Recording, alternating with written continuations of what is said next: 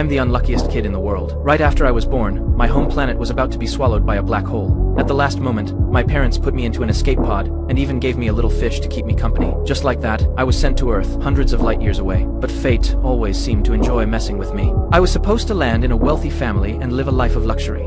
Instead, Superman pushed me aside. We arrived on Earth at the same time, and he took the perfect life that should have been mine. My escape pod was knocked off course and eventually crashed into a prison that housed dangerous criminals. I never imagined that one day I would become the supervillain who saved the world. One of the inmates named me Jack. Even as a child, I showed extraordinary intelligence. Give me a few pieces of scrap metal, and I could quickly turn them into an awesome battle vehicle. Then I would lead the prisoners in planning prison breaks, though every attempt ended with the warden catching us and bringing us back. Soon I was old enough to go to school. Hoping to turn me into a good person, the warden sent me to school. That was where I met Superman, who could fly. By then, he had already become everyone's idol. One day, he used his heat vision to make popcorn, instantly winning the admiration of every student in the school. I wanted to be friends with everyone too, so I stayed up all night designing a popcorn machine, but it was far too powerful. The moment I turned it on, it set the entire corn cob on fire. The students screamed and ran away in panic.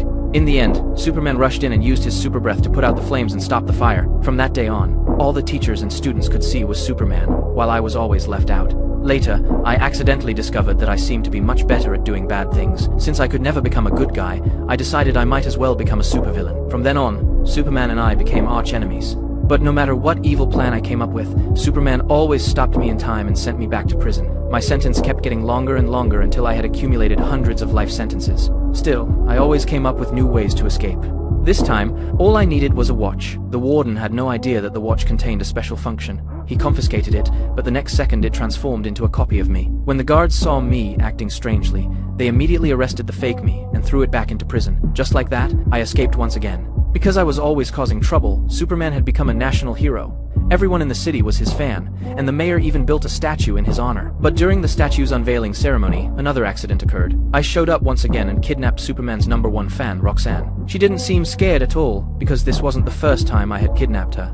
In fact, she looked completely used to it. To save her, Superman took to the sky once again and quickly tracked down my location. This time, however, he fell into my trap. I had built 2 identical secret bases, and Superman chose the wrong one. I immediately activated the death ray from my satellite. That was when Superman actually begged me for mercy. My trap contained copper, and copper caused him to lose his powers. As a laser streaked across the sky, a massive explosion instantly erupted where Superman stood. Just like that, all that remained of Superman was a pile of bones.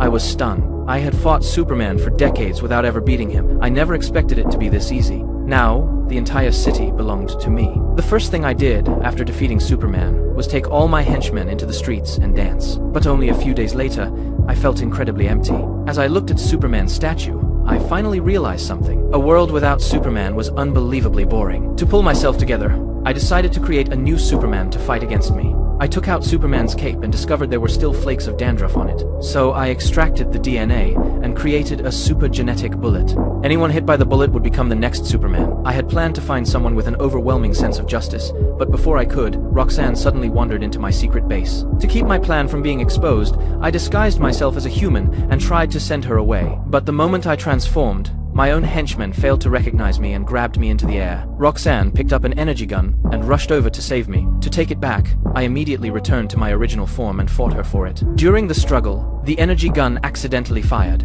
After bouncing around several times, the genetic bullet ended up hitting Roxanne's co-worker, Mike. Fortunately, Roxanne never discovered my true identity. I transformed back into a human and escaped the base with her. To thank me for saving her life, she gave me a huge hug and told me that we were friends now. I couldn't stop thinking about that hug. It was the first time in my life that someone had truly accepted me. But this wasn't the time to think about romance. I quickly transformed again and went to track down Mike. To my surprise, by the time I arrived at his house, his body had already begun to mutate. I disguised myself as an alien father figure and claimed to be his father. I told him that I was the one who had given him Superman's powers and that I wanted him to become a superhero who could fight the evil Jack. Mike completely believed me. But since he had just gained his powers, he couldn't control them yet. So I became his personal coach and taught him how to use them.